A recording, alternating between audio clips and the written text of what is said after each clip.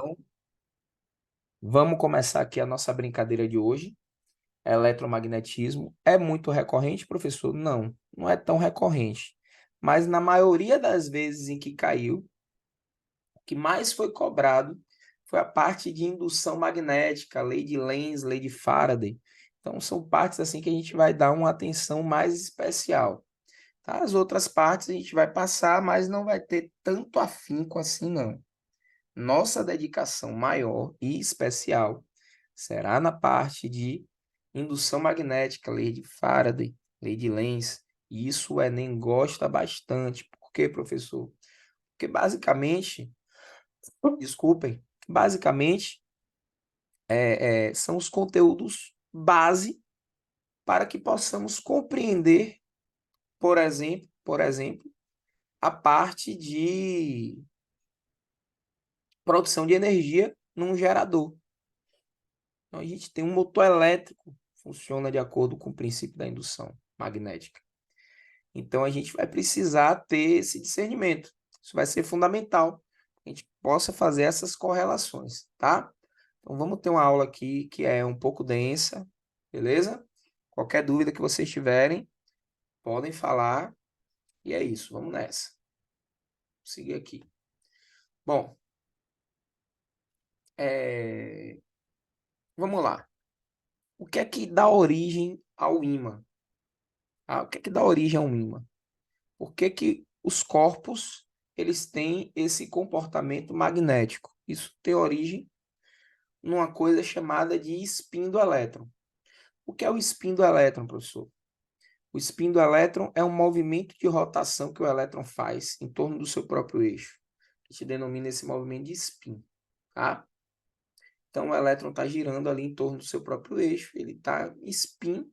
Spin é uma palavra em inglês, tá, gente? Spin, uma tradução livre aí, spin significa giro, tá? Então é literalmente isso, giro do elétron, o elétron girando em torno do seu próprio eixo, tá?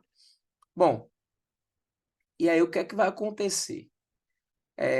Nesse movimento de girar do elétron, de rotacionar do elétron, a gente não vai pura e simplesmente produzir o magnetismo aí. Aqui eu tenho um exemplo de um material ferromagnético, tá? Gostaria de salientar para vocês que existem três classificações físicas para os materiais enquanto ao magnetismo, tá? Eu vou anotar isso aqui, que é uma informação importante. Então, os materiais. Vamos lá, os materiais. Materiais. Eles podem ser ferromagnéticos,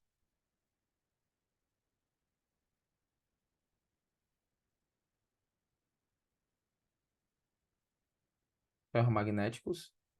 Eles podem ser diamagnéticos,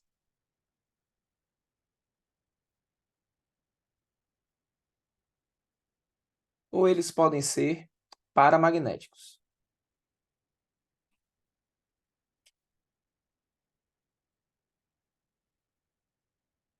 Tá, gente? O que é um material ferromagnético? Material ferromagnético é aquele material que é fortemente atraído pelo ímã. Então, aqui eu vou colocar atração forte. Atração forte. Isso é um material ferromagnético. Material diamagnético é um material que é levemente repelido pelo ímã. Eu vou colocar aqui assim, ó, repulsão leve. E o paramagnético é aquele que é levemente atraído pelo ímã. Eu vou botar aqui atração leve. Então, os materiais eles podem ser classificados em ferromagnéticos, forte atração, diamagnéticos, atração suave, quer dizer, uma repulsão suave, leve, e os paramagnéticos, que têm uma atração leve. Vou dar um exemplo de cada um deles. O nome ferromagnético já é bem sugestivo, né, gente? Ferromagnético, eu estou me referindo a quem? Que material? É meio óbvio, né? Qual é o material? O ferro, né? É o ferro. Então, os materiais que são fortemente atraídos pelo ímã, como o ferro, as ligas de ferro, são materiais ferromagnéticos. Temos o níquel também como exemplo de um material ferromagnético. Inclusive, eu não sei se na cidade de vocês é assim, mas na minha cidade, no meu interior, Santo Antônio de Jesus, a gente chama moeda, lá na minha cidade é nica. Aí em Macaúbas, Paramirim, Boquira, é assim também, gente? Chama moeda de nica. Ô, meu filho, minha avó falava direto, meu filho, pega aquelas nicas ali em cima da mesa. Ia lá olhar nas moedas. Vocês já ouviram alguém falar assim? Me digam aí. Quem já ouviu? Ou ouve, ou até fala assim. Ó, tem uma galera que viu, tá? Mirella nunca viu, Tony já viu também. A galera que viu. Então, nica. Nica, gente. Nica é moeda, tá? Por que nica? Esse nome nica vem do que a moeda é constituída. A moeda, ela é feita de quê? Opa. A moeda, ela é feita de níquel. E o níquel é um metal fortemente atraído pelo ímã. Tá, lição, então é por isso que quando eu coloco as moedas no ímã, elas ficam grudadas, exatamente. Pegar um ímã, colocar as moedas em cima, as moedas vão ficar grudadas porque elas são feitas predominantemente de níquel. Voltei, gente, voltei, tá? Caí, mas voltei. O inimigo tenta derrubar a gente, mas Jesus não deixa. Vamos lá, passando pela prova, dando glória a Deus.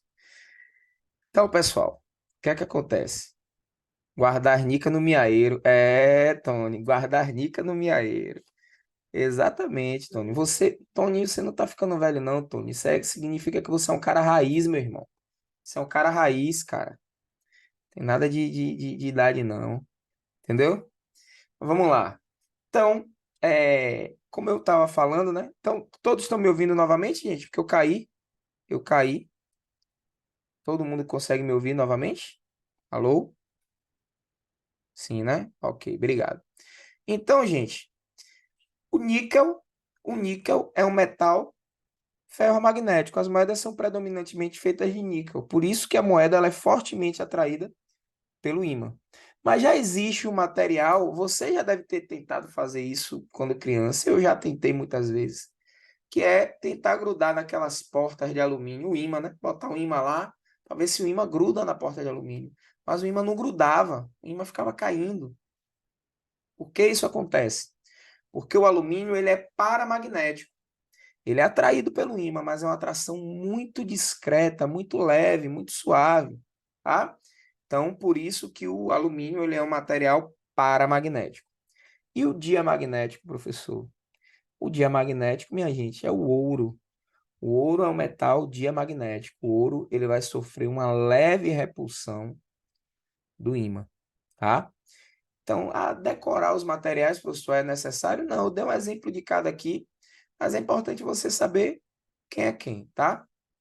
Bom, então aqui eu tenho o ferro não imantado, situação do ferro não imantado. E aí o que é que acontece? A gente vai,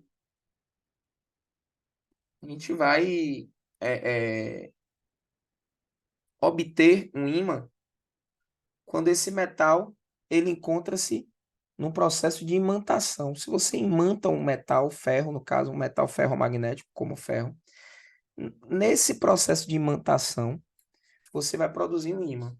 Só que assim, professor, o que seria isso? Vejam que lá em cima, o estado de spin dos elétrons é um estado bem desordenado, né? É bem aleatório.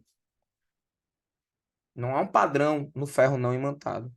No ferro imantado, você vê que o padrão de spin dos elétrons é um padrão ordenado, né? Você tem um emparelhamento de spin.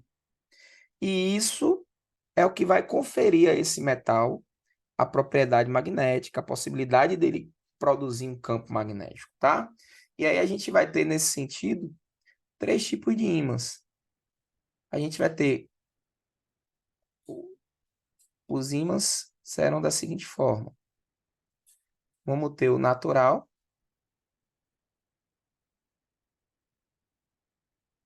que é o que a gente vai chamar de magnetita.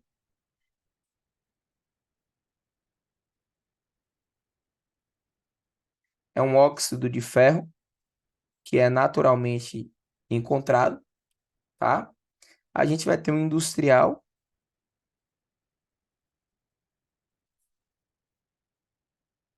que é o neodímio.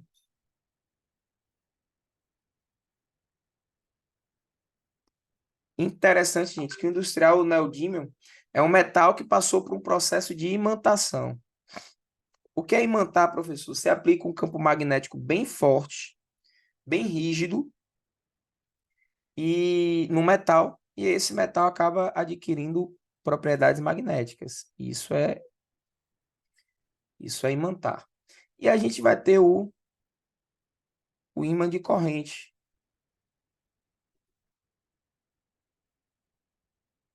que é o chamado eletroímã.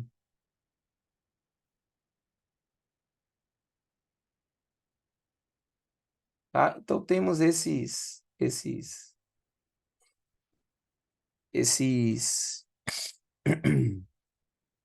como posso dizer, esses tipos de ímã aí, tá?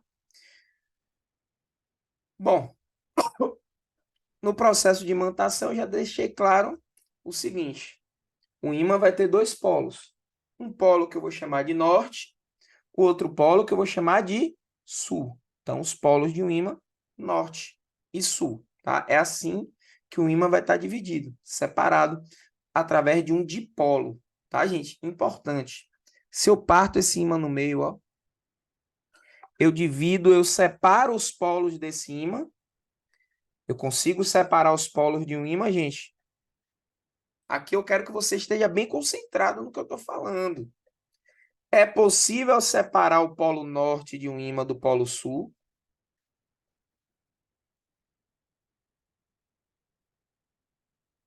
Não é possível. Não é possível. Muito bem, Vitória, muito bem, Enzo. Não é possível. Você não pode separar o polo norte de um polo sul de um ímã, tá? Você consegue separar uma carga positiva de uma carga negativa? Uma carga elétrica positiva de uma carga elétrica negativa? Isso é possível de separar? É possível, né?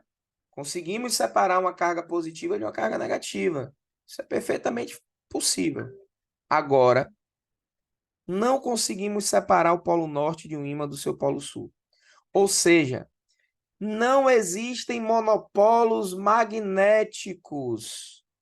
Um ímã será sempre dipolar, ele sempre terá um polo norte e um polo sul. Existem monopolos elétricos, que você consegue separar uma carga positiva de uma carga negativa. Você consegue separar um próton de um elétron. Mas um polo norte de um ímã do seu polo sul, nós não somos capazes de separar. Então, meus amigos e minhas amigas, não existem monopolos magnéticos, tá? Se você separa, divide, parte um ímã ao meio, o que você vai estar produzindo aqui são dois novos ímãs, tá? Dois novos ímãs. Então, separou, dividiu um ímã ao meio, você está produzindo dois novos ímãs. Não existem monopolos magnéticos, ok? Se você quiser, se vocês quiserem, podem até anotar, ó. Não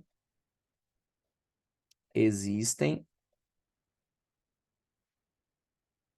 monopolos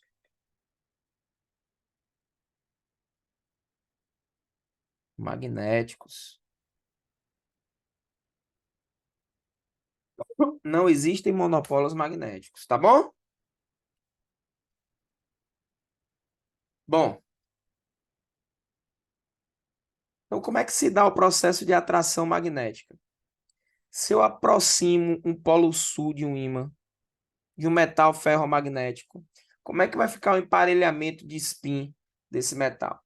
O polo norte, ó, vai ficar direcionado para o sul, porque o sul atrai o norte e o norte atrai o sul, tá?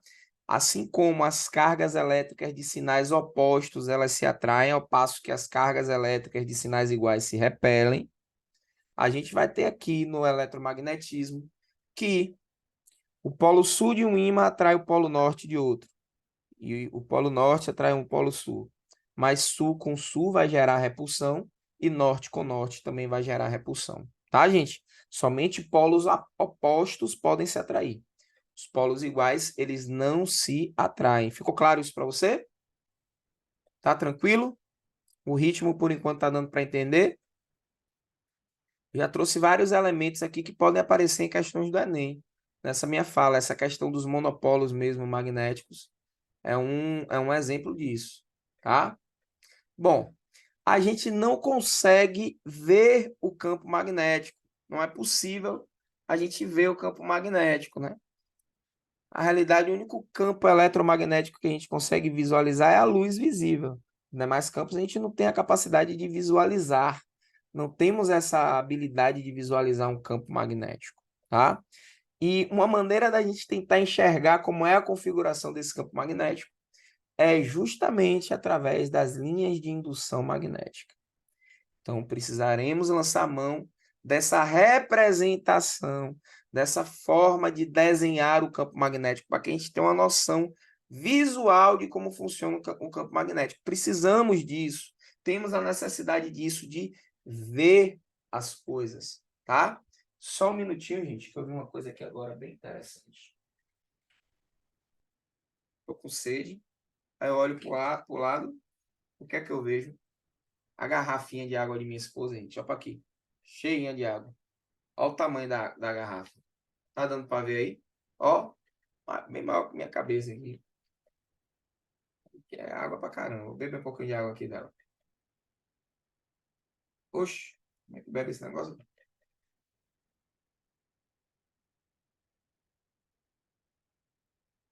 É um canudo.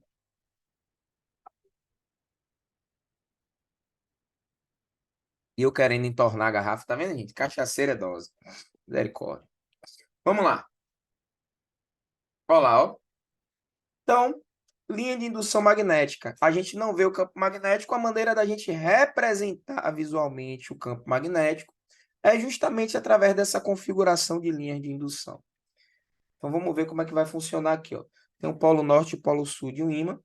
Essas linhas de indução, elas sempre têm origem no polo norte.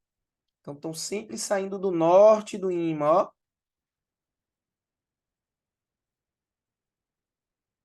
Ô, Senhor, me ajude, vá. Estão sempre saindo do polo norte e indo para o polo sul. Ó, do norte para o sul, ou seja, a gente diz que as linhas de indução, elas divergem, elas nascem no polo norte e convergem, ou seja, morrem no polo sul. As linhas de indução vão ter essa característica aí, tá? Nascendo, ou seja, saindo do polo norte e morrendo, ou seja, chegando no polo sul, tá? Então, elas saem do norte e chegam no sul. Essas são as linhas de indução. Talição, e dentro do ímã, vai acontecer alguma coisa especial que você não nos contou? Vai sim, gente. Se você pensou isso aí pela sua cabeça, muito bem. O que é que vai acontecer dentro do ímã, então, Talição? Ó, dentro do ímã, as linhas vão estar atravessando, porque a linha tem que ser fechada. Ela é um círculo. Ela vai fechar. Então, ela vai estar atravessando o ímã, indo do norte, do sul, perdão, para o norte, tá? Então, a linha, ela vai fazer isso aqui, ó. Ó, vai atravessar o ímã. Dentro do ímã, a configuração dela vai ser essa, tá? Sempre nascendo no norte, se pondo, né? Terminando no sul. Quando está dentro do ímã, ela vai do sul para o norte. Beleza, gente? Tá tranquilo por enquanto? Elas sempre são fechadas, ó, conforme eu falei. Sempre são fechadas, nunca serão abertas. Bom, se eu pegar um ponto nessa linha, Como é que vai estar como é que vai estar o vetor indução magnética nesse ponto, tá? Então, vou traçar uma reta tangente. Esse é o vetor campo magnético. Eu sou o que é o campo magnético? Me diga aí. O campo magnético é uma região no espaço que permite as interações magnéticas, ou seja, toda a interação magnética só ocorre na presença de um campo magnético. Tem que ter o campo magnético para você falar em interação magnética, tá bom? Olha lá, ó, tangente a essa linha, a gente vai ter o vetor indução magnética, tangente a esse ponto. Ou seja, coincidente com essa linha aí, vai ter o vetor indução magnética. E se a gente for analisar ponto a ponto aqui, ó, a gente vai observar essa tangência ponto a ponto, meus queridos. É ponto a ponto, tá bom? Beleza. Qual é a orientação do vetor campo magnético? Ele é tangente e sempre a favor da linha. Você não vai visualizar o vetor indução magnética contrário à linha. Então é como se o vetor indução magnética estivesse sempre saindo do sul, do norte e rumando ao sul. É só você lembrar da configuração do ímã, ó. Aí ele vai estar, ó, saindo do norte e rumando ao sul, tangenciando, tá? O que é que uma bússola faz, gente? O instrumento bússola faz. Esse instrumento vai se alinhar com as linhas do campo magnético. Como assim, professor? A bússola, ponto a ponto, ela vai ter a mesma direção e o mesmo sentido do vetor indução magnética. É por isso que a gente consegue se orientar usando a bússola. Há uma coisa que o Enem pode cobrar também aí de magnetismo, tá? Que até então não caiu. Cobrar a bússola, o uso correto da bússola. Ah, o que é que pode atrapalhar uma bússola? Por exemplo, vocês já devem ter ouvido falar do Triângulo das Bermudas. Quem já ouviu falar dessa região?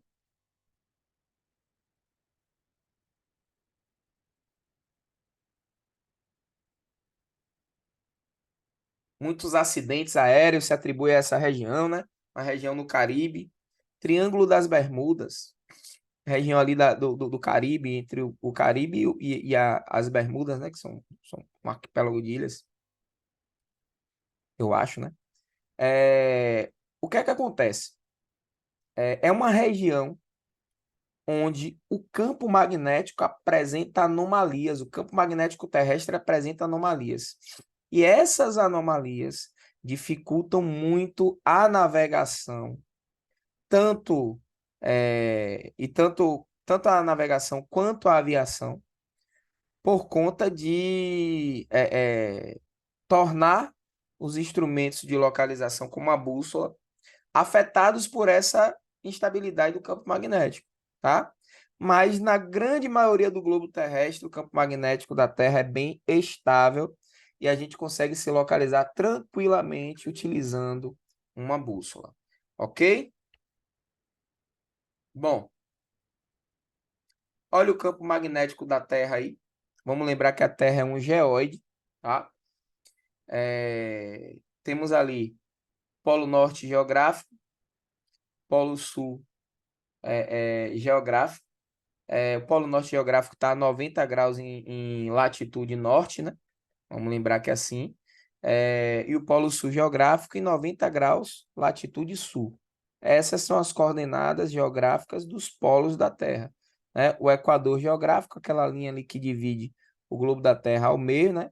Temos também essa linha vertical que seria o meridiano de Greenwich, não é? Então, a gente divide o espaço geográfico do globo terrestre em paralelos e meridianos, né? Os paralelos são linhas paralelas à linha do Equador. A gente tem aí chamados também de trópicos, né? Temos dois trópicos importantes. Quais são os trópicos, gente? Quais são os trópicos importantes? Hein, pessoal?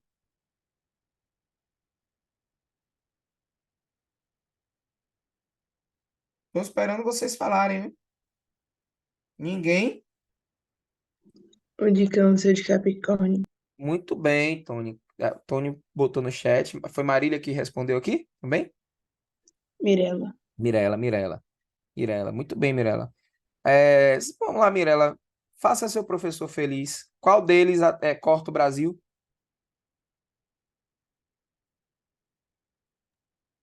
O de Capricórnio? Capricórnio, muito bem. O de Câncer está no hemisfério norte, né? Está no hemisfério norte. São linhas paralelas, né? E temos os meridianos também, que são linhas verticais. Bom, o que é que acontece? O que é que vai acontecer, né? A gente vai ter essas coordenadas aí geográficas. Só que no campo magnético, o negócio é um pouco diferente. O magnetismo da Terra, ele tem uma polaridade um pouco diferente da polaridade do campo dos polos terrestres. Então, se a gente alinhar uma bússola com as linhas de indução do campo magnético produzido pela Terra, a gente vai perceber o seguinte, ó. A gente vai perceber que essa bússola, ela vai estar alinhada, só que vai ter uma declinação, a gente chama de declinação magnética, porque os polos magnéticos da Terra, eles não estão 100% alinhados com os polos geográficos. Existe uma declinaçãozinha dessa aí que a gente está chamando de declinação magnética, que é bem suavezinha. E aí a gente vai ter o seguinte, ó. A gente vai ter que lá em cima a gente tem o polo sul, que a gente vai chamar de polo sul magnético, tá? Quase que coincidente com o norte geográfico. Olha ali, a diferença é de poucos graus, né? Menos de 8 graus de diferença ali na latitude, né? A latitude do polo sul magnético é 82 graus, 42 minutos. E o zero ali é o quê, gente? Uma linha eu sei que é minuto. O zero é a medida de ângulo em quê? O zero com os dois apóstrofos ali. Quer dizer, com apóstrofo, né? Primeiro está com aspas, o 42 está com aspas, significa minuto. E o zero? Muito bem, Flávio. Segundos. Então, 82 graus, 42 minutos e 0 segundos. Bom, já o Polo Norte magnético, ele é quase coincidente com o Sul. E aí ele vai ter uma inclinação em relação ao Sul de 72 graus e 25 minutos, tá? Sul. Essas são as coordenadas desse campo magnético. Vamos ter um equador magnético também que não coincide com o nosso equador geográfico. Vou botar ali. Aí. Pronto. Esse equador magnético, ele não é coincidente com o equador geográfico que nós conhecemos. Passando aqui, turma, ó, olha o que é que acontece. Vamos lá, ó. Então, a Terra enquanto ímã, onde a gente tem o sul magnético da Terra, isso corresponde aproximadamente ao norte geográfico. E onde a gente tem o norte magnético, isso corresponde geograficamente ao sul geográfico, tá? Então, as linhas de indução, elas vão estar, ó, saindo do norte magnético, que é o sul geográfico, e indo para o sul magnético, que é o nosso norte geográfico. Essa é a configuração, essa é a representação perfeita do campo magnético da Terra. E a bússola, ela vai se alinhar, né? A agulha da bússola, ela vai se alinhar com esse campo magnético. Beleza, turma? Alguma dúvida? Algo a perguntar? Tá tranquilo por enquanto?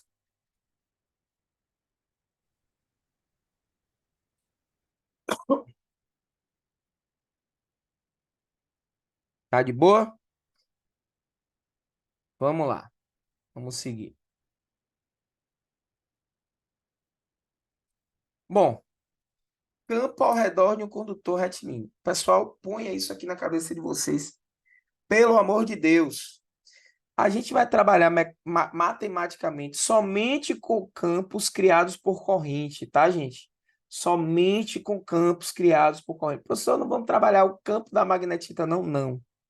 No ensino médio, a gente não trabalha. No ensino médio, quando a gente se refere à magnetita, nossa referência vai ser sempre conceitual. Nada de matematizar isso, tá bom, gente? Então, tenham noção disso, por favor. Enquanto vocês estão copiando e meditando, me dê só um minutinho, que eu vou aqui ao banheiro rapidão, gente. Rapidão.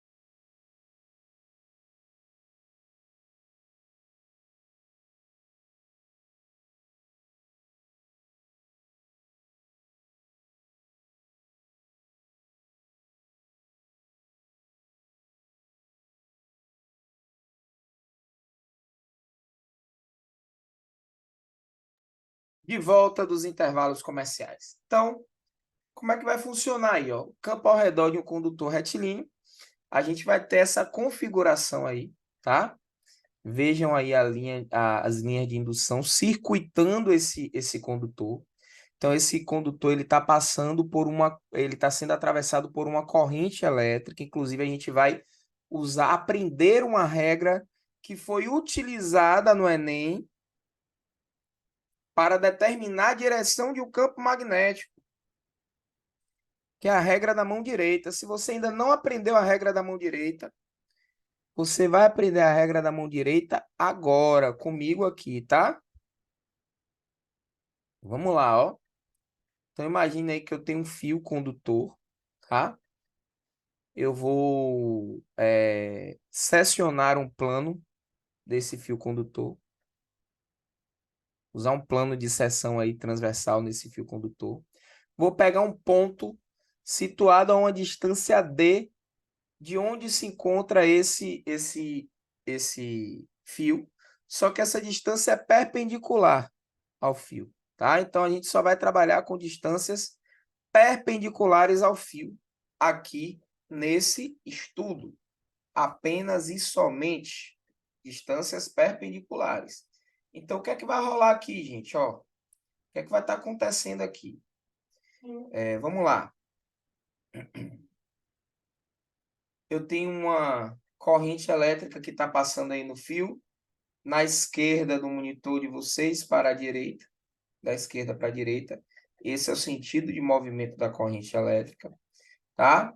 E a gente vai ter um campo produzido em volta desse fio, um campo magnético, devido à passagem dessa corrente. Pura e simplesmente por passar essa corrente, a gente vai ter um campo magnético sendo produzido. Então, qual vai ser a direção desse campo, tá?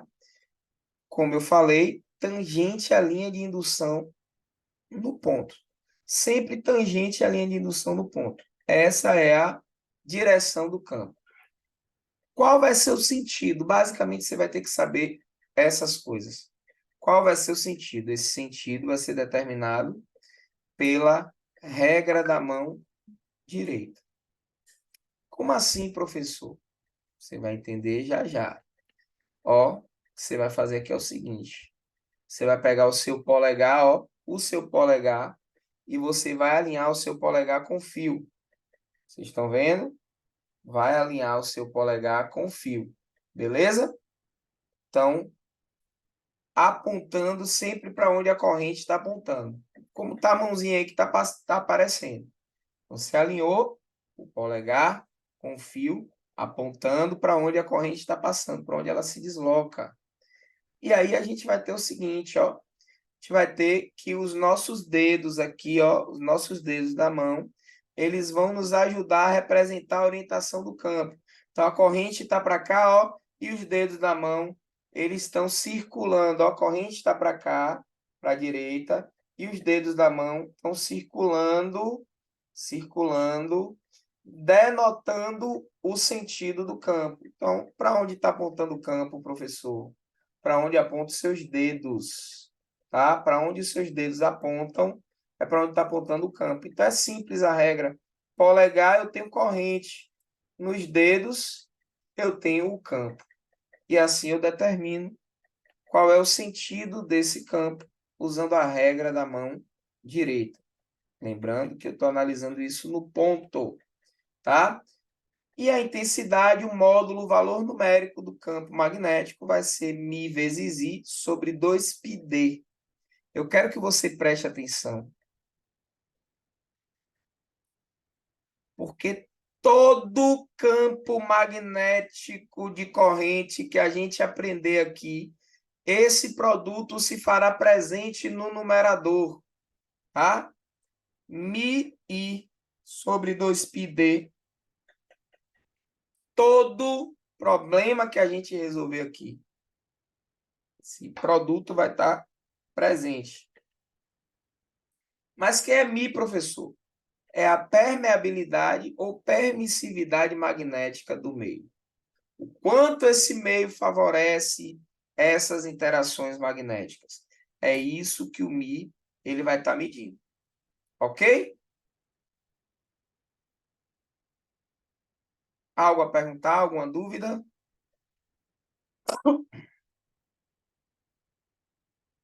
Qual é a unidade de campo magnético no sistema internacional? A gente vai ter que essa unidade é o Tesla, tá? Só que existe uma unidade usual, que é muito comum de aparecer também, que é o Weber por metro quadrado. Então, Weber, se fala Weber, né? Weber por metro quadrado, tá? Weber por metro quadrado e Tesla é a mesma coisa. Não estamos falando de coisas diferentes. Estamos falando da mesma coisa. Então, no sistema internacional é o Tesla, a unidade de campo magnético, e é usual a gente usar o Weber por metro quadrado. Que parte, Vitória? Me diga, minha querida, que parte?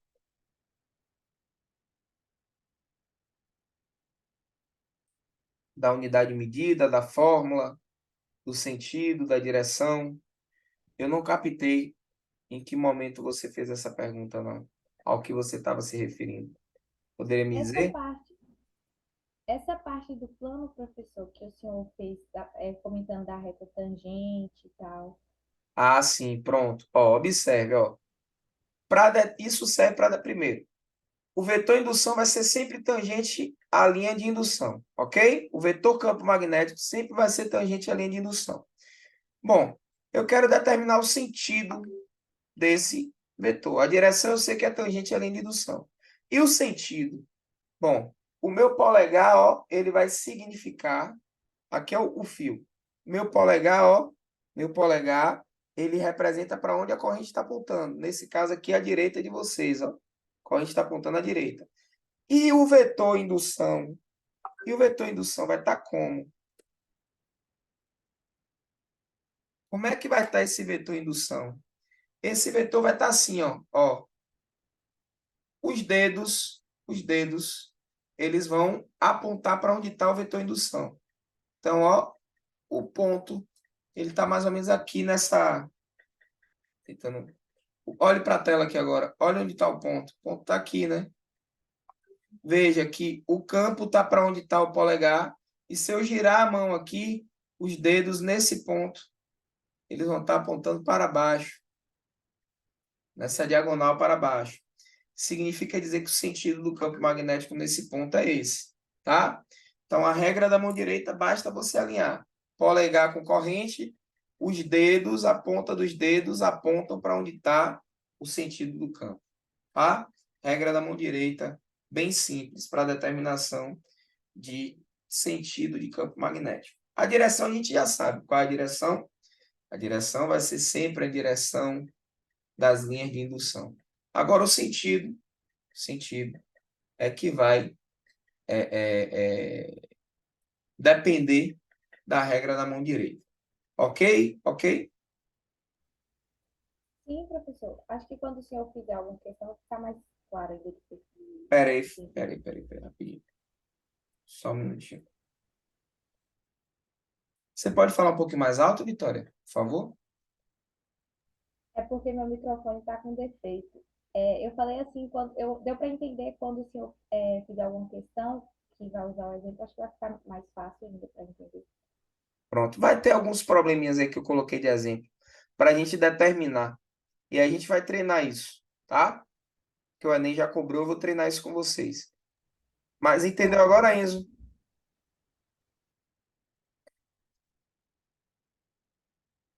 Show. Vamos lá. Olha lá, ó. Se eu tiver um observador, gente, olhando dessa forma aí, ó. Ó, eu só tá olhando dessa forma. Tá olhando de frente o fio, tá vendo? A perspectiva que ela vai ter do fio vai ser da corrente saindo, né, do plano do papel. Eu só tô olhando de frente. É como se a corrente estivesse saindo do plano. Isso que tá o círculo com a bolinha verde no meio, a corrente está saindo. E no ponto, ó, o vetor indução, aí a linha de indução, né? O vetor indução no ponto vai estar tangente, apontando ali nessa diagonal para baixo. Então, a representação seria essa aí.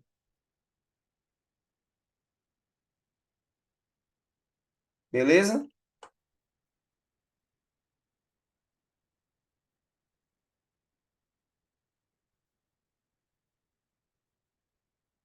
Essa informação aí, ela saiu bugada, gente.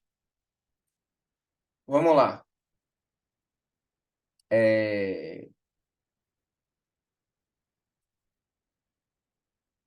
Essa imagem é uma imagem mais completa. Como é que estaria o vetor indução?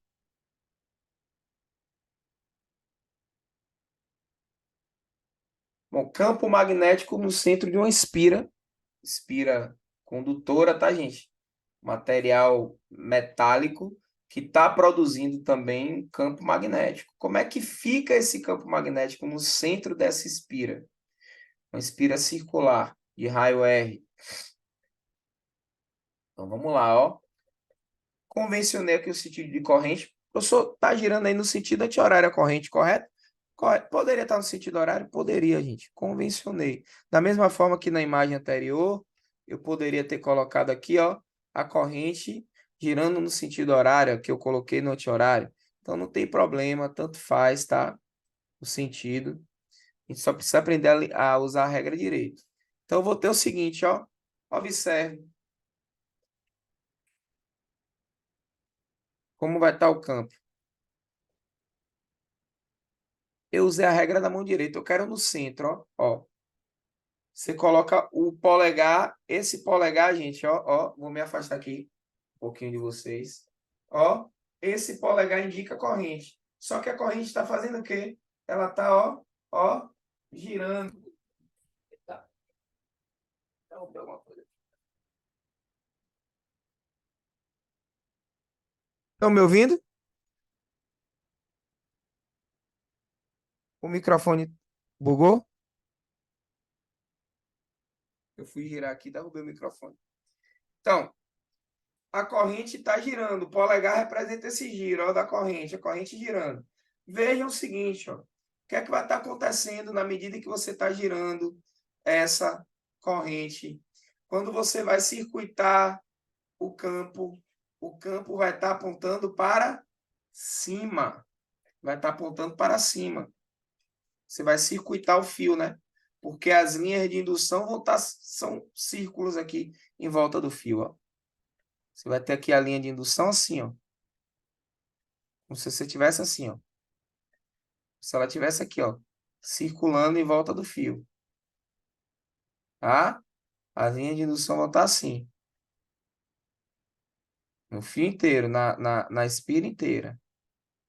Vai ter essa configuração aqui. Tá? E aí, o que é que vai acontecer? O vetor indução magnética ele vai estar apontando, nesse caso aí, para cima, nessa perspectiva. Bom, então a direção perpendicular ao plano da espira, direção desse campo, o sentido vai ser dado pela regra da mão direita. Olha lá, ó. Ó como a mão circula. Circula, veja os dedos para onde eles estão apontados. Quando você circula o fio, os dedos estão sempre apontados para cima. Né? Para onde o dedo aponta, você tem o sentido do campo. E o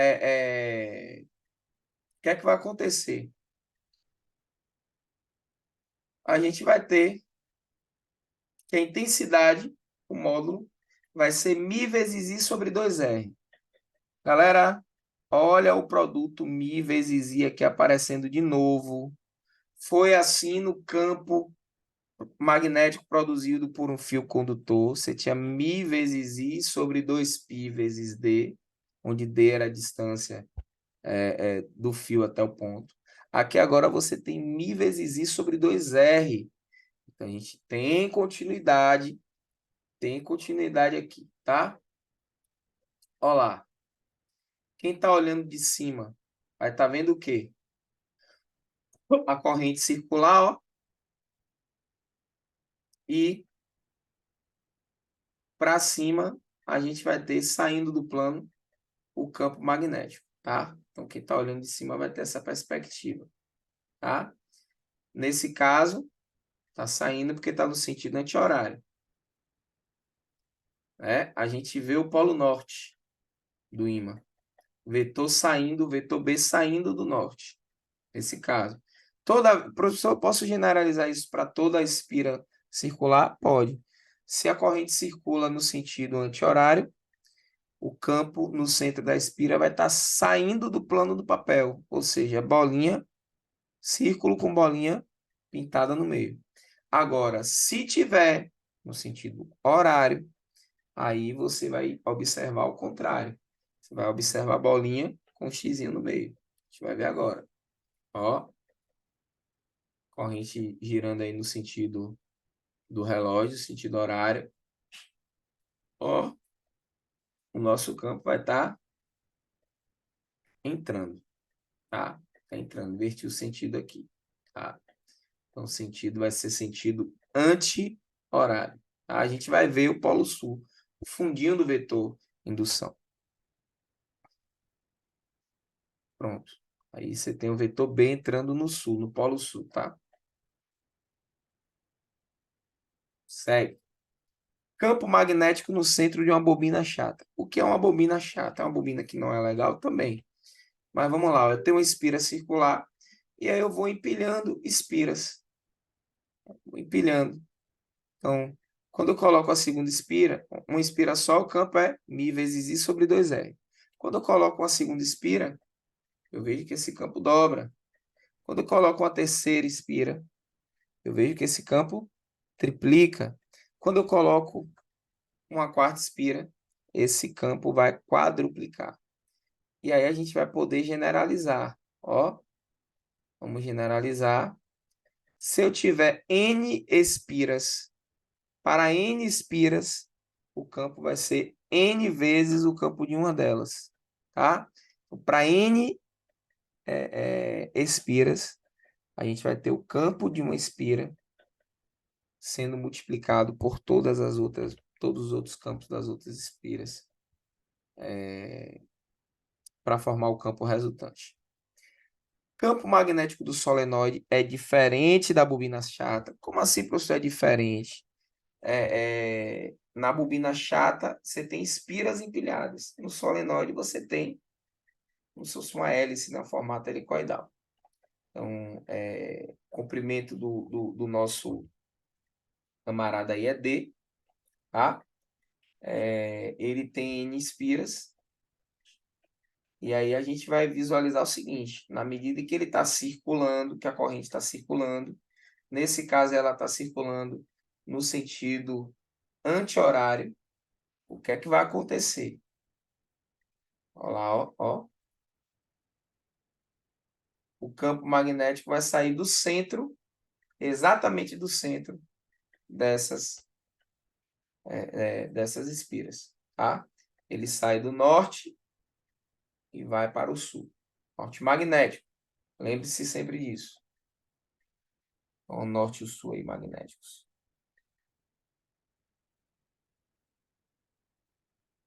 A maneira de você calcular a intensidade vai ser μ vezes n vezes i sobre a distância, tá?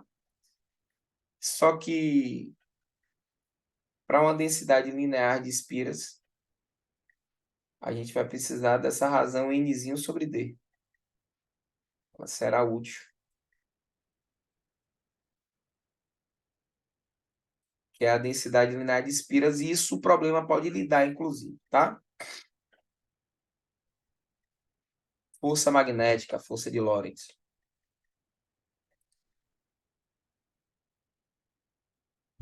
Só um minutinho, só um minutinho.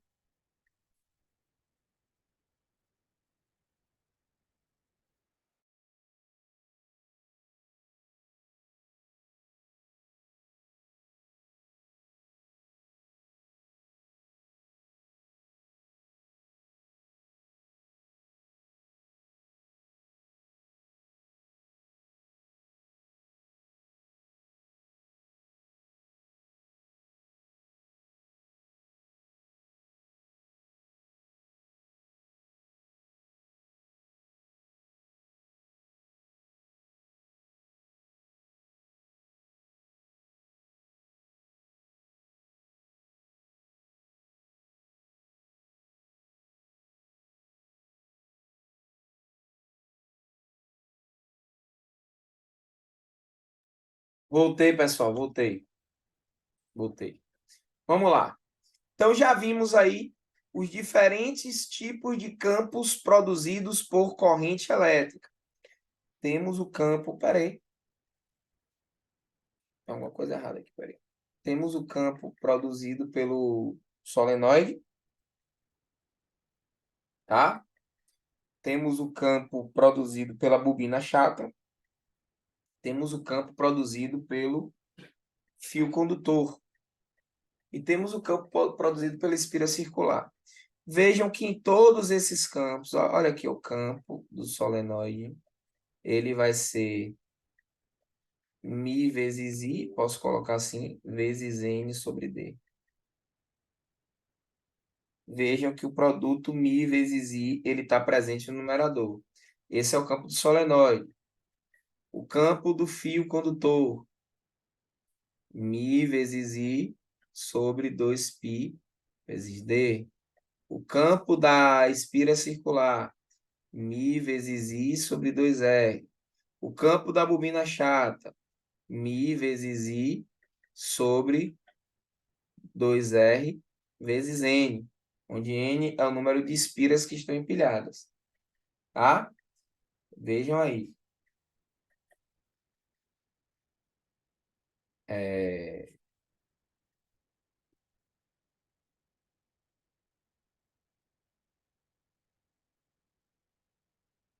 Força magnética, força de Lorentz. Então, tem um campo magnético. Essa força de Lorentz é a força que vai estar submetida a uma carga que se movimenta nesse campo magnético, essa força de Lorentz. Então, imagine que eu tenho um campo magnético e tem uma carga viajando nesse campo magnético com a velocidade v, formando o ângulo θ com esse campo magnético. Vai surgir numa direção perpendicular a ambas as grandezas. Então, tem que ser perpendicular tanto ao vetor velocidade quanto ao vetor indução magnética. O que é que isso significa, professor? Que, inevitavelmente, o vetor indução e o vetor velocidade tem que estar no mesmo plano, tá? Vão ter que estar no mesmo plano. Então, a carguinha veio se movimentando no campo magnético uniforme, formando um ângulo de velocidade θ com relação a esse campo. Bom, O que é que a gente vai fazer aqui? Bom, essa força magnética tem que ser perpendicular tanto ao campo quanto à velocidade. A força magnética vai ser igual a carga vezes a velocidade vezes a intensidade do campo vezes o seno do ângulo θ. QVB, carga vezes velocidade vezes campo. Tá? Tem um macetezinho aí até para a gente tentar memorizar. Né? Feliz quem vê bem sem óculos. Tá o sem ali representando o seno. Ok? Vamos lá. Vamos lá. Ó, agora a gente vai aprender a regra da mão esquerda. Preste atenção nessa regra, tá? Para aprender a regra da mão esquerda é muito simples, ó. Você vai precisar desses 3 dedos aqui, ó. Tá vendo? Esses 3 dedos aqui você vai precisar. Polegar vai representar a força. O indicador ele vai apontar para onde está o campo. E o dedo aqui do meio vai apontar para onde está a velocidade. Então, se vocês pararem para analisar, ó, como está ali. Eu tenho velocidade assim, eu tenho perdão, campo assim, tenho velocidade assim e tenho polegar para cima. O que é que isso significa? Significa dizer que a direção e o sentido da força, direção é perpendicular, o sentido dessa força é para cima, saindo desse plano que contém o vetor indução e o vetor velocidade. Tá? Então, aqui eu estou fazendo a consideração para uma carga positiva. Tá? Se eu inverter a carga, professor, o que é que acontece? Se você inverter o sinal da carga, você vai inevitavelmente inverter o sinal da força magnética. Essa carga, ela terá seu sinal levado em consideração se ela fizer essa inversão. Ok?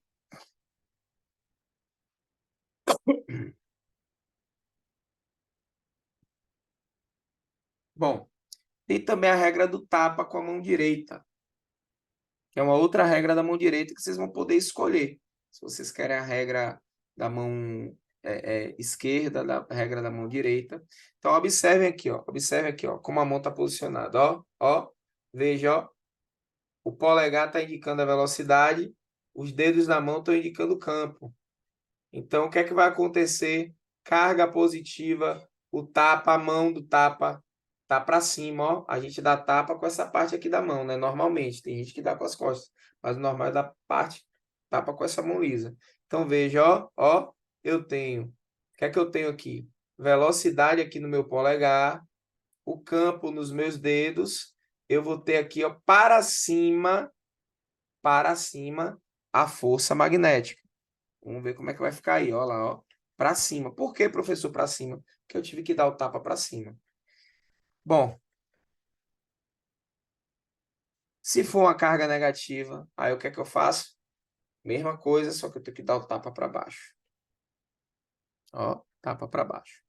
Assim estará a força magnética. Bom, para quem vê aí de cima, vai estar visualizando o quê? Está visualizando um ponto, uma coordenada do vetor campo magnético e um ângulo θ, tá?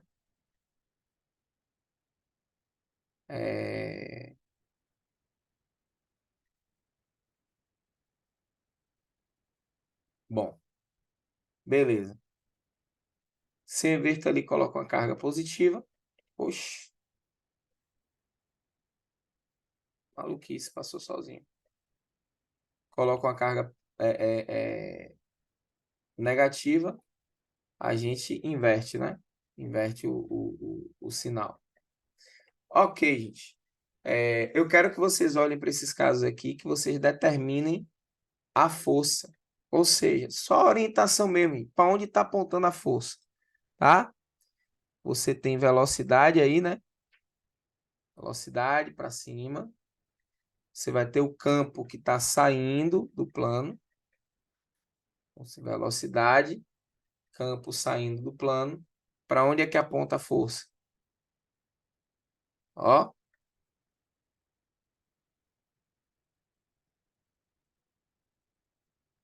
Para onde é que vai estar a força? Para a direita, né? Regra do tapa. Ah, o campo magnético B não influenciou em nada, não. Se teve influência, foi bem mínima, que pode ser amplamente desprezada, desconsiderada. Exemplo B.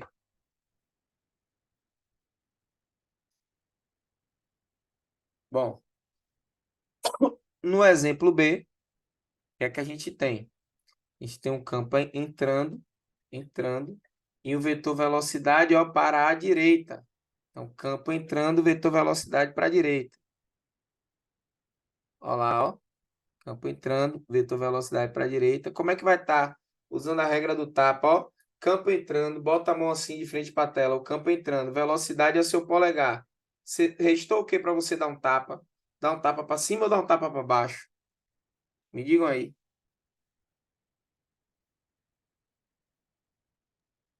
Cima, Oi? pra cima. Perfeito, tapa para cima. Ó, tapa para cima. Terceiro caso, ó, vetor velocidade aí, vetor indução entrando. Então vamos lá, ó. Vetor velocidade na diagonal, vetor indução entrando. O tapa vai ser para cima ou para baixo, com as costas da mão ou com a palma da mão? Para onde é que vai ser esse tapa nesse exemplo C?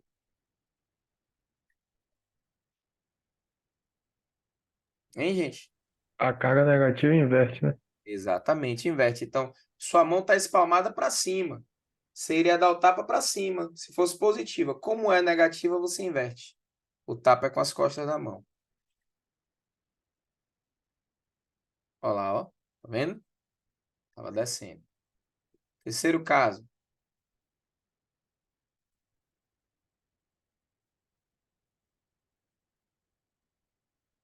Vamos lá, ó. Você tem velocidade que está para a sua direita. O campo está para baixo.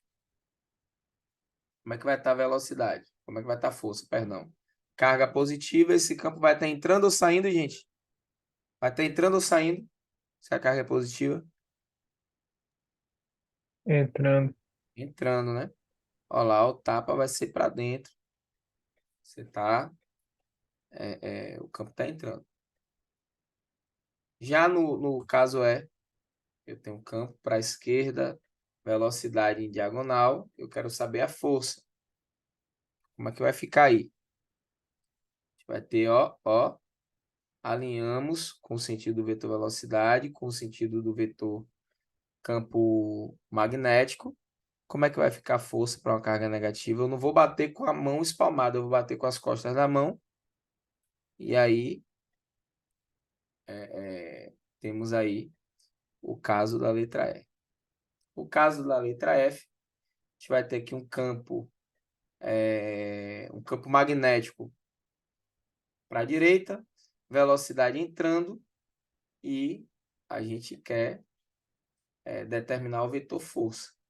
Então, tem velocidade entrando, o campo para a direita. Como é que vai estar esse vetor força? Ó. Observem que é o polegar do cara que está aqui entrando para representar o vetor velocidade, e são os dedos dele que estão representando o vetor indução. Como é que vai estar aqui? Como é que vai estar? Ó, bateu para baixo. Bateu para baixo, tá? Então, diminuiu. Olha mais uns outros casos aqui também, ó. Que são casos... perdão. Poxa, maluquice é essa? Pronto. Então, fechamos aí já nesses casos. Fechamos esses casos.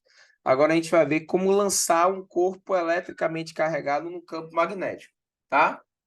Então, primeiro lançamento é uma carga elétrica viajando no campo magnético uniforme, tá? Bom, primeira viagem dela é viagem paralela, ela vai paralelamente, né, às linhas de indução.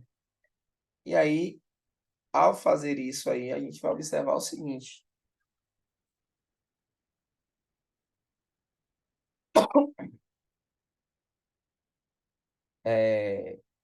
Se o campo está na mesma direção, no mesmo sentido do vetor velocidade, o ângulo é zero.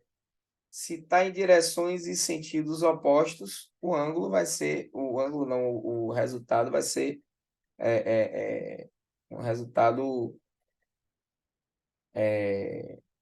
similar, tá? Por que similar? Porque a força magnética, lembra lá do início? Carga vezes velocidade vezes o seno do ângulo. Só que o seno do ângulo, tanto para 90 graus quanto para 180, seno de 90 é igual a seno de 180, que é igual a zero. É zero. Seno de 180 é zero, tá? Então, em ambos os casos, a gente vai ter que a força magnética vai ser zero e que a gente vai permanecer com MRU. Não vai mudar o estado de movimento da casa por conta disso. Bom, aqui a gente tem a partícula que é lançada perpendicularmente, ó, formando um ângulo de 90 graus e sai. Entrou, fez uma angulação inicial de 90 graus com o Gabigol. Com o Gabigol. Tem a ver Gabigol aqui com o que eu estou falando, gente. Fez um ângulo de 90 graus com o campo. Eu vi o B ali e pensei, o que de Gabigol, velho? Meu Deus, que loucura. E aí, o que é que acontece? O vetor velocidade forma um ângulo de 90 graus, tá? Com indução, viu, gente? O Bzinho ali é indução, não é Gabigol, não, pelo amor de Deus. Olha lá, o vetor velocidade, ele está apontando ali para a direita, perpendicular ao vetor campo que está saindo do plano. Como é que vai estar o vetor força aqui, ó? Ó, o ângulo está formado a 90 graus. O que é que vai acontecer? Quando eu uso a regra da nossa mão, da mão esquerda, aí nesse caso, né? Você vê que o campo está saindo e o tapa está sendo dado para baixo, ó. O tapa para baixo. E aí o vetor força magnética, ele vai ser tangente, sempre tangente a... Quer dizer, o vetor velocidade vai ser sempre tangente à trajetória e o vetor força magnética, aí, nesse caso, vai sempre apontar para o centro. Então, o que é que vai acontecer?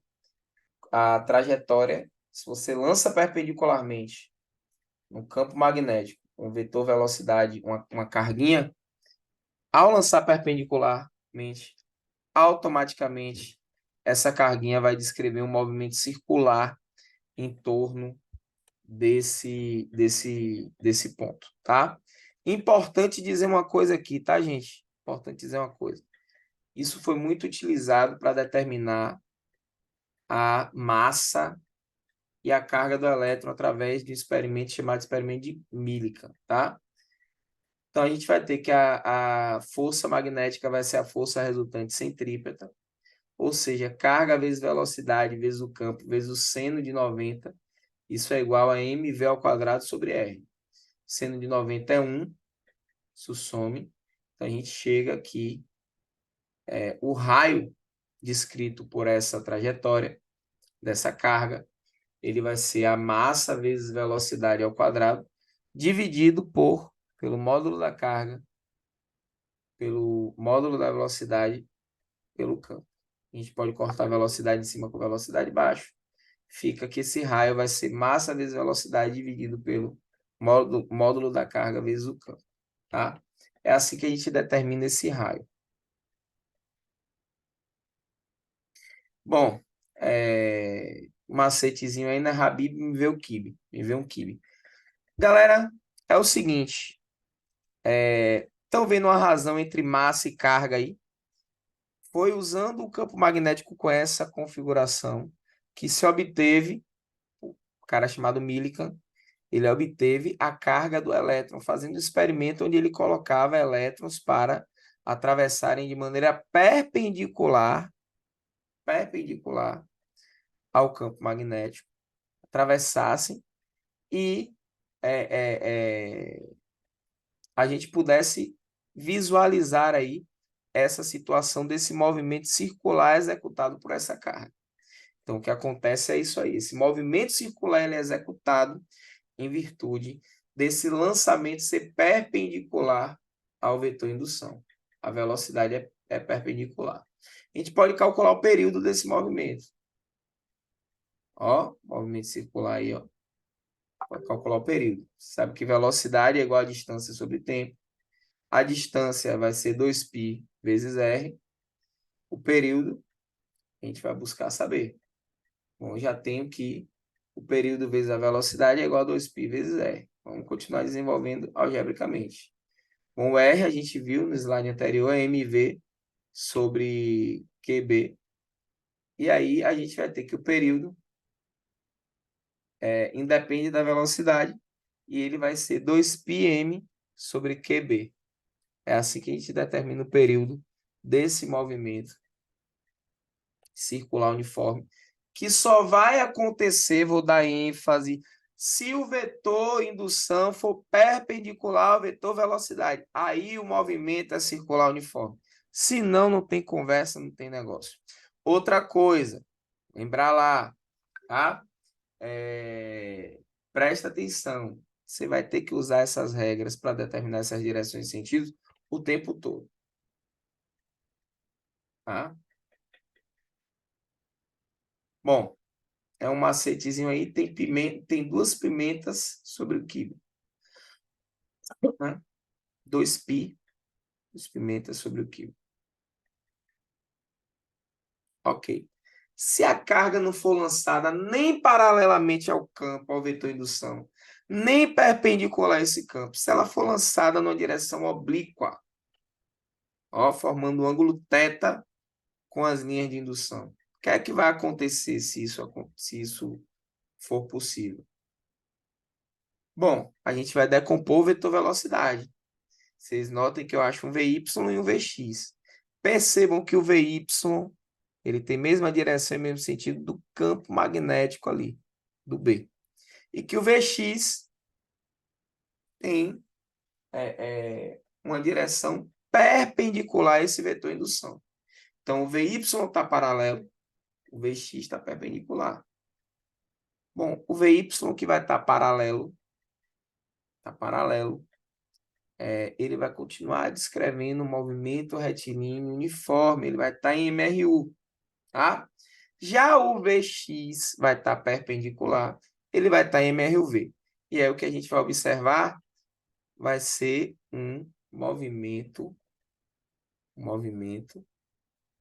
uniforme na direção vertical, nesse caso aí, e um circular uniforme na direção perpendicular a esse vetor indução, tá? Aí, ó, o movimento que ele vai estar fazendo, carga vai estar fazendo. Se você lançar obliquamente essa carga. Se você lançar sem ser obliquamente, dificilmente você vai visualizar esse tipo de configuração, tá? Lembrando que se for perpendicular, você vai ter só movimento circular. Se for paralelo, você vai ter nem movimento circular, nem uma coisa nem outra, tá? Beleza, galera? Tô indo aqui, viu? Tô indo. Ó, o movimento da hélice aí, ó. Helicóptero subindo. Movimento helicoidal. Fluxo magnético. O que é o fluxo magnético? Já estamos perto de entrar na parte de indução. O que é o fluxo magnético? O que é que a gente define como sendo o fluxo magnético? Tá? Então, imagine que eu tenho uma área aqui de seção transversal, uma área de corte. E a gente vai ter o seguinte, ó. O fluxo magnético ele vai representar o número de linhas de indução magnética que atravessam a superfície. Tá? Então, observe aqui, né? Nesse caso dessa imagem. Você tem 3 linhas ali atravessando ali a área, né? A chapa ali. E aí, essas 3 linhas, elas vão representar o fluxo magnético, tá? Então, olha como está o campo. Aí a gente tem a área daquela placa. Vetor normal, que é um vetor que localiza o plano que a gente tomou como referência. Ângulo θ entre vetor normal e vetor indução. A gente vai ter que φ, isso é uma letra grega, tá, gente? Φ, uma bolinha com traço no meio, chamamos de φ, fluxo magnético, vai ser igual a B, que é o módulo do campo, vezes A, que é a área, né? Seção transversal, vezes o cosseno do ângulo θ, tá?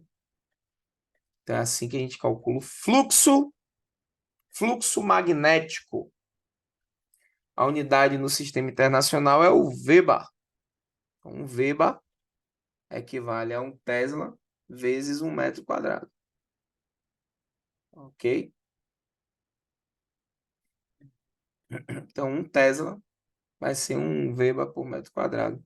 A gente já tinha mostrado isso também. Essa é a unidade usual, tá? Mas se precisar fazer conversão de unidade de medida, a gente vai aparecer no texto o que você vai precisar converter. Você não vai ter nenhum tipo de dificuldade, não, tá? Bom, pessoal, se o vetor velocidade ele estiver alinhado, coincidente com o vetor indução paralelo, a gente vai ter praticamente ali um movimento retilíneo uniforme, né? Mas observe,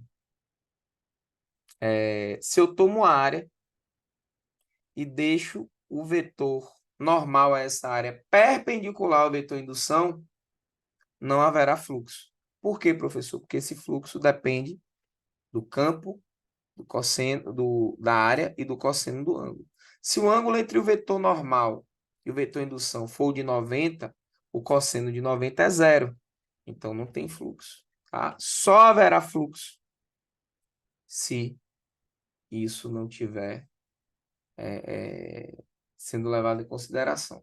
Bom, em contrapartida, se eu deixo a superfície perpendicular ao campo, aí o que é que vai acontecer? O número de linhas que vão estar atravessando vai ser maior.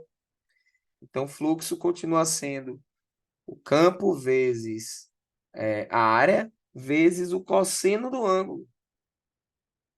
Zero. Cosseno de zero é 1. É o valor máximo do cosseno. Tá? Então, a fluxo máximo vai ser igual ao campo vezes a área, pura e simplesmente. Ok? Alguma dúvida, pessoal? Vamos lá, ó. Eu vou deixar, gente, ó, variação de fluxo magnético, isso vai ter muito a ver com indução. Aí vem lei de Lenz e lei de Faraday. O que é que eu vou fazer? Na nossa aula de sexta, lembrando aqui, quem não veio na última sexta, pessoal, deixa eu interromper logo aqui a gravação. Eu vou deixar gravado isso. Quem não veio na última aula de sexta, sexta-feira eu instaurei que toda sexta-feira vai ter aula, tá? Vai ter aula. Naquele horário que eu coloquei, toda sexta-feira vai ter aula. Nessas aulas a gente vai focar em resolver questões e trabalhar com conteúdos que não são conteúdos tão recorrentes na prova, mas que podem aparecer eventualmente. Então, a gente vai fazer isso aí nas aulas de sexta-feira, tá? Nessa especificamente dessa sexta, eu vou fechar eu vou finalizar essa ideia aí de fluxo magnético, apresentar para vocês a indução magnética, que é pouca coisa que vai aparecer, e a gente vai fazer as questões do Enem, que caíram de 2009 para cá, sobre esse assunto. Ok, minha turma? Tranquilo?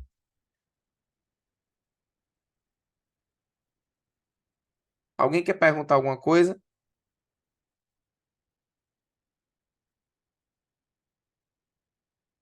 Galera, por hoje é só então. Agradeço a vocês